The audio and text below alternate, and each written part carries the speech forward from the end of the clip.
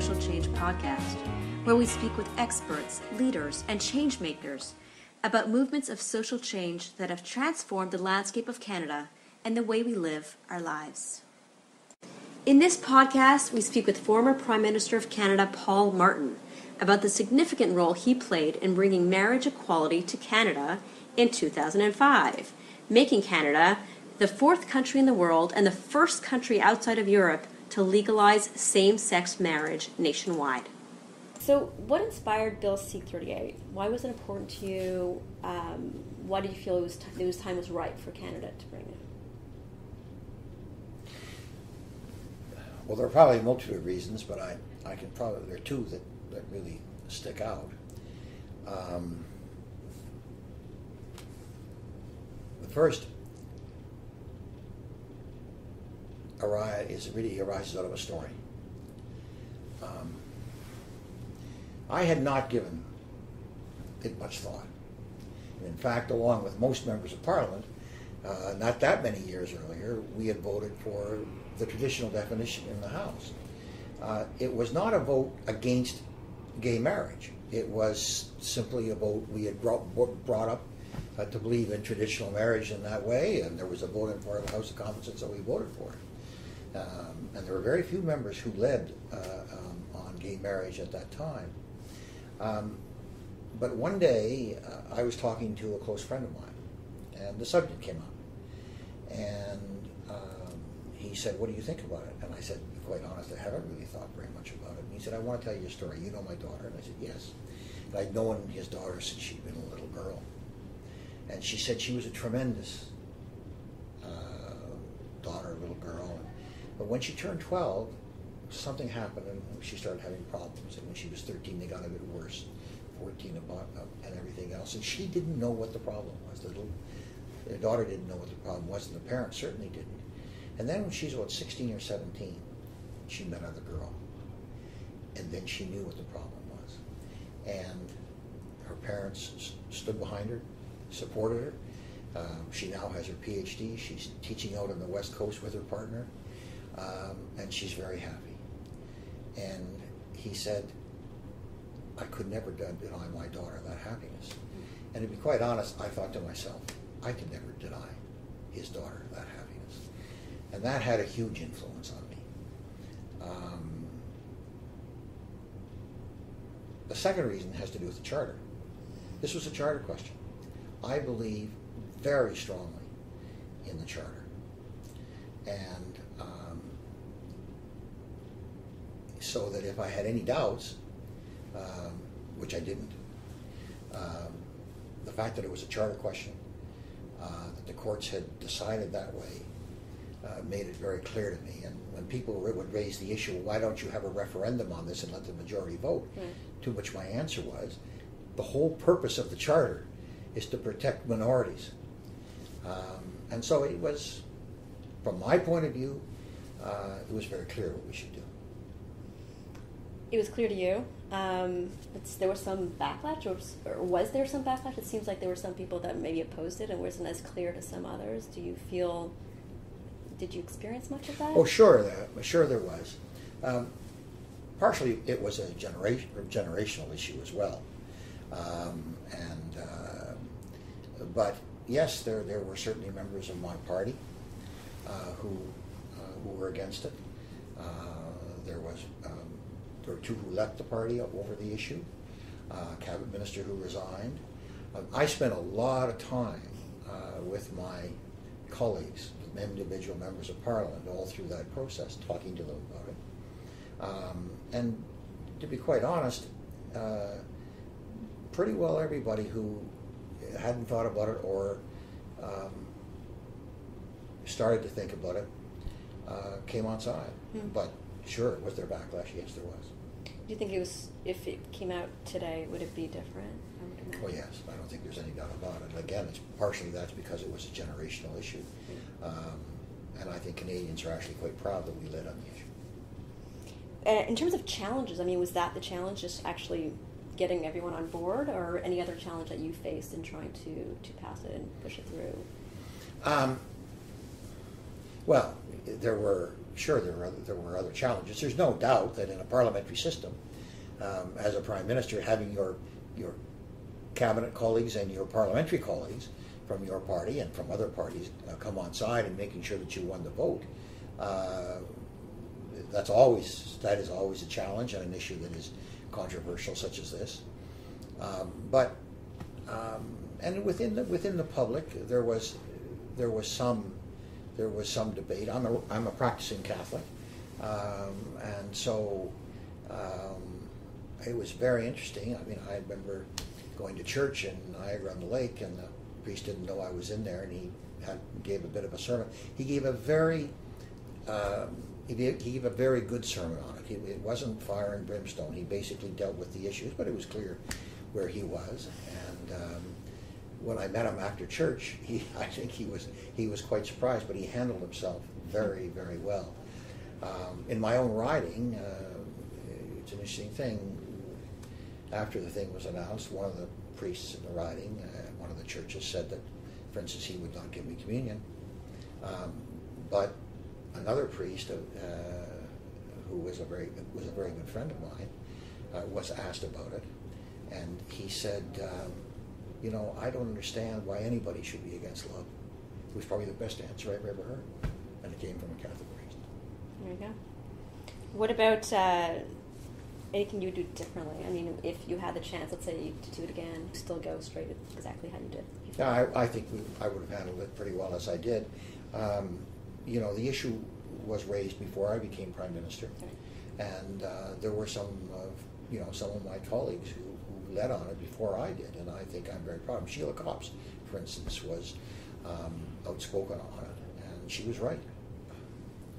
The debate really came down to having civil union, and why wasn't a civil union acceptable?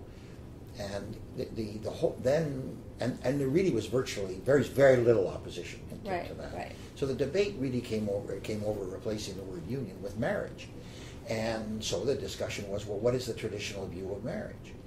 And the importance of the story that I told you was when I suddenly realized, in terms of what she felt, this young girl felt, and her acceptance, and her looking for acceptance by society, or what she felt was a very wonderful thing. And once you understood that, then there was no difficulty. But you had to go through that. I mean, if you had a very cold academic debate, civil union versus civil marriage, without thinking of what the human characteristics of that debate, well, maybe you would have stayed with civil union. But as soon as you began to realize, listen, this is something real, this is people's acceptance, this is the way people look upon themselves, and this is the way other people look upon them, then under those circumstances, to be quite honest, certainly in my mind, there was no debate. And how do you feel today? You looking back on those days, looking back on the decisions made and the steps you took, and the impact you probably did have by putting that through. What makes you most proud? Well, I'm most proud that we did it. And to be quite honest, I think that I've talked to priests. I've talked to a lot of people who 4, 5, 6 years ago were against it, or not longer actually, or against it. And everybody pretty well has made the trek. But it was the usual thing. I talked to my own kids about it, and there was just no debate in their minds. I did want to just touch upon, and we can maybe bring this, the conventional marriage act that you talked about. That it came, and then the steps forward were not necessarily all linear forwardly. Steps forward, some steps backwards. Do you want to talk a little bit about conventional marriage act and what happened? Well, what happened was,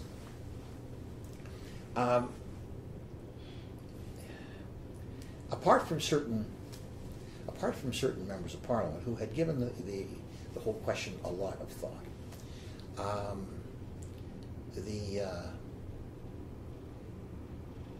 there wasn't much of a debate at that time. This wasn't an either-or situation.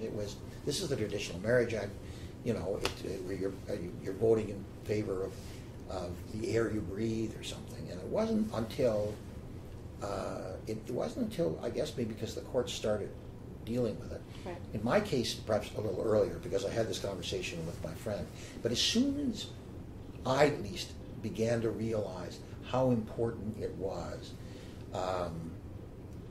to those who were concerned that gay marriage be gay marriage,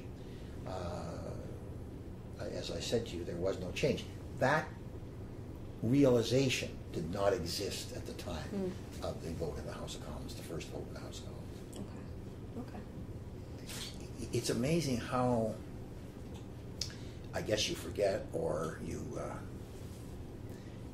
did you see a movie called, I think it's called The Imitation Game?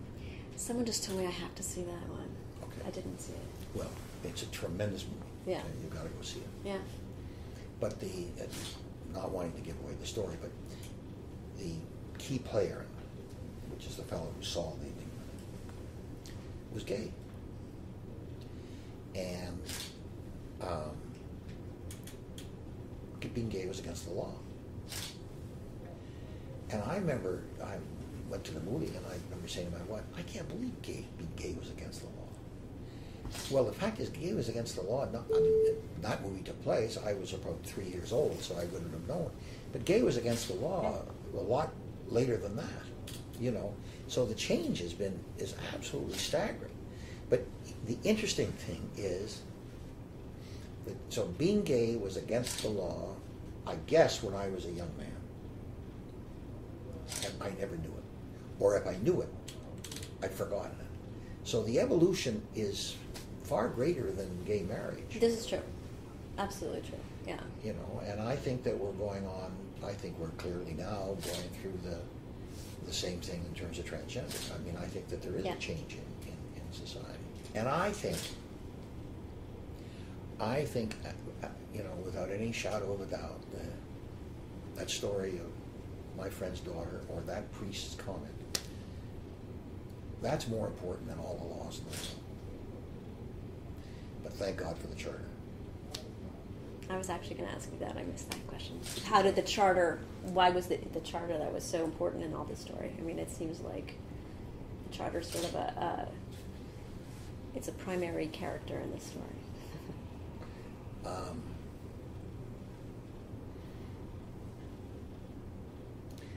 Yeah, I think it was. I think it.